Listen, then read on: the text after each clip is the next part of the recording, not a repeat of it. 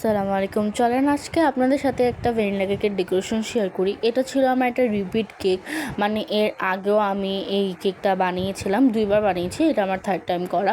কেকের ফ্লেভারটা ছিল অথেন্টিক ভ্যানিলা ফ্লেভারের কেক, আর এটা স্পঞ্জ কেক ছিল।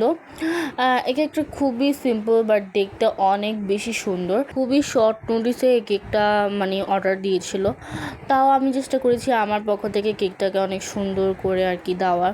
ওদিন আমার আরও একটা কেকের অর্ডার ছিল, তো ওই কেকটা বানিয়ে আমি এই কেকটা বানিয়েছিলাম।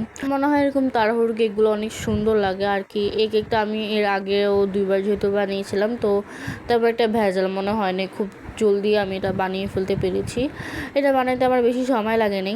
তো যাই হোক, আপনাদের সামনে তো 2 মিনিটে আমি এই ভিডিওটা শেয়ার করছি। বাট এটা বানাতে প্রায় আমার 3-4 ঘন্টার মতো লাগছে অ্যাকচুয়ালি। কেকের বেস বানানো, তারপর হচ্ছে এরকম ফিনিশিং দেওয়া, তারপর হচ্ছে ডিজাইন করা, তো সব কিছু মিলিয়ে। কিন্তু আমাদের পেজ থেকে এরকম ট্রেন্ডিং যে কেকগুলো চলছে এগুলো কিন্তু অর্ডার করতে পারেন, আর আমাদের পেজে কিন্তু অনেক কম্বো কেকসও আছে। তো আপনারা চাইলে যে কোনো কেকে আমাদের পেজ থেকে অর্ডার করতে পারেন এবং যে কোনো ফ্লেভারে কেক অর্ডার করতে পারেন।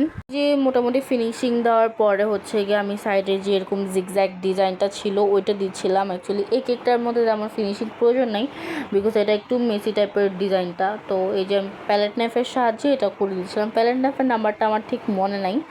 তো যাই হোক, আমি এই যে ডিজাইনটা করে দিয়েছিলাম। আমার মানে কেক বানানোর সময় ভুল একটা না একটা হয়ে যায়, এই যে আমি ঘুরাই ফেলছি এরকম ডিজাইনটা, বাট এটা হচ্ছে এরকম জিগজ্যাগ টাইপের ছিল। ছবি দেখে করছিলাম, তাও ভুল একটা না একটা হয়েই যায়। তো তারপরে হচ্ছে আমি আবার এটা চেঞ্জ করে এভাবে জিগজ্যাগ ডিজাইনটা দিয়ে দিয়েছি। তো এই যে এখন হচ্ছে আমি চকলেট টপারগুলো বসিয়ে দিব, আর আমি কিন্তু এগুলো সব ডার্ক চকলেট দিয়ে বানিয়েছি। আর এই যে উপরে 4টা এরকম বড় সাইজের চকলেট টপার এবং ছোটো সাইজের কিছু চকলেট টপার, এগুলো সবকে লাভ শেপের। অনেকে অ্যাকচুয়ালি ফন্ডেন্ট দিয়েও করে, আবার অনেকে এরকম চকলেট দিয়েও করে। তো আমার কাছে যেহেতু আমি 2বার চকলেট দিয়ে বানিয়েছি, তো এটা আমার চকলেট দিয়েই বানালাম। এই কেকের মূল ডিজাইনটাই ছিল ক্যান্ডেলটা, বাট উনি যেহেতু ক্যান্ডেলটা নেয় নাই, তো দ্যাটস আমি দিইও নি। বাট ক্যান্ডেল নিলে কিন্তু আলাদা পে করতে হয়, তো উনি চাচ্ছিলেন না, তো তাই দ্যাটস আমি দিইও নি।